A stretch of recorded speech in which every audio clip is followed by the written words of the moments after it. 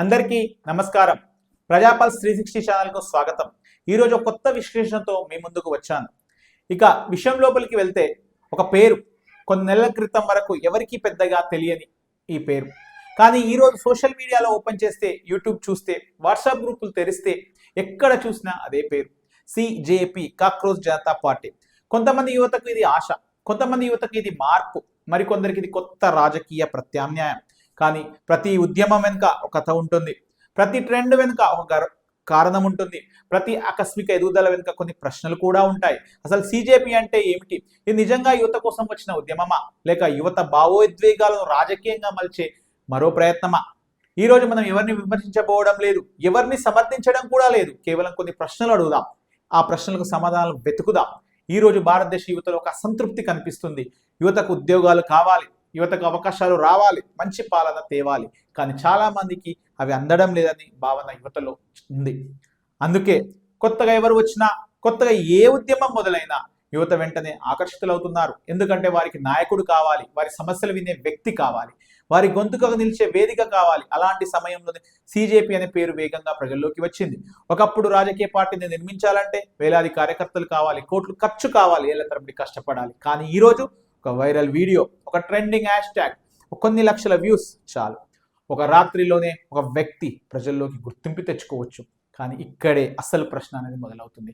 Viral అవ్వడం అంటే విశ్వసనీయత, ఫాలోవర్లు ఉండడం అంటే నాయకత్వ లక్షణాల, లక్షల వ్యూస్ రావడం అంటే ప్రజల నమ్మకమా? ఈ ప్రశ్నలకు సమాధానం వెతకాల్సిన బాధ్యత మనందరిది. ప్రతి ఎన్నికల ముందు కొత్త రాజకీయ చర్చలు వస్తాయి, కొత్త పార్టీలు పుడతాయి, కొత్త ఉద్యమాలు కనిపిస్తాయి. కొన్ని నిజంగా మార్పు కోసం పనిచేస్తాయి, మరికొన్ని ఓట్లను ప్రభావితం చేయడానికి, ప్రజల దృష్టిని మళ్లించడానికి, లేదా ఒక రాజకీయ శక్తిని బలహీనపరచడానికి కూడా ఉపయోగపడవచ్చు. ఇది భారత రాజకీయాల్లో కొత్త విషయం ఏమి కాదు, చరిత్రలో ఎన్నోసార్లు జరిగింది. అందుకే ఎవరు ఏమి చెబుతున్నారని మాత్రం కాదు, ఎందుకు చెబుతున్నారు, దానివల్ల లాభం ఎవరికి, నష్టం ఎవరికి అనే కోణంలో కూడా ఆలోచించాలి. మిత్రులారా, ప్రజాస్వామ్యంలో ప్రశ్నించడం తప్పు కాదు. నాయకులను ప్రశ్నించాలి, పార్టీలను ప్రశ్నించాలి, వ్యవస్థను ప్రశ్నించాలి. కానీ అదే సమయంలో మనం ఎవరిని ఫాలో అవుతున్నాం కూడా ఆలోచించుకోవాలి. వారి గతం ఏమిటి, అసలు వారి లక్ష్యం ఏమిటి, వారి ఉద్యమం నిజంగా ప్రజల కోసమేనా, లేక మరెవరైనా ప్రయోజనాల కోసమా అనేది తెలుసుకోవాల్సిన బాధ్యత మనదే. ఎందుకంటే భావోద్వేగంతో తీసుకున్న నిర్ణయం కొన్ని రోజులు మాత్రమే ప్రభావితం చూపుతుంది, కానీ ఆలోచించి తీసుకున్న నిర్ణయం ఒక దేశ భవిష్యత్తును మార్చగలదు. సిజేపీ గురించి మీ అభిప్రాయం ఏమైనా కావచ్చు, మద్దతు ఇవ్వచ్చు, విమర్శించవచ్చు, కానీ ఒక విషయం మాత్రం గుర్తుంచుకోండి, ప్రజాస్వామ్యంలో అంధవిశ్వాసం ప్రమాదకరం. నిజాలను తెలుసుకోవడం అవసరం, ప్రశ్నించడం బాధ్యత. కాబట్టి ఎవరినైనా నమ్మే ముందు, ఎవరినైనా అనుసరించే ముందు ఒక్కసారి నిజాలను పరిశీలించండి. మిత్రులారా, ఇంకొక విషయం, విచిత్రమైన విషయాలను కూడా నేను ఈ మధ్యలో అబ్జర్వ్ చేస్తున్నాను. ఒక పార్టీ వ్యవస్థాపకుడు ప్రజల కోసం నేనున్నానని పార్టీ పెట్టిన నాయకుడు ఆయన సొంత సోషల్ మీడియాలో యువతను అందరినీ సిజేపీలోకి జాయిన్ అవ్వండి అనడం దేనికి సంకేతం?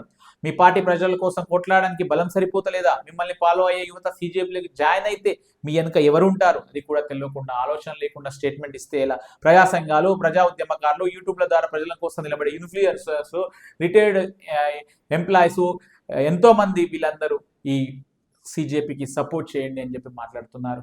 మరి యువత కదా ఇది కొట్లాడాల్సింది, యువత కదా నిలబడాల్సింది, మరి వీళ్ళకు అందరికీ ఈ అవసరం ఎందుకు వచ్చింది? కాబట్టి వేరేలు చేసే కొన్ని ఆలోచనలకు మీరు బలి కాకండి. యువత దయచేసి మేల్కోండి, మిమ్మల్ని మీరు మేల్కోండి. ఈ యొక్క వీడియో కనుక మీకు నచ్చినట్టయితే సబ్స్క్రైబ్ చేసుకోండి, షేర్ చేయండి. Thank you.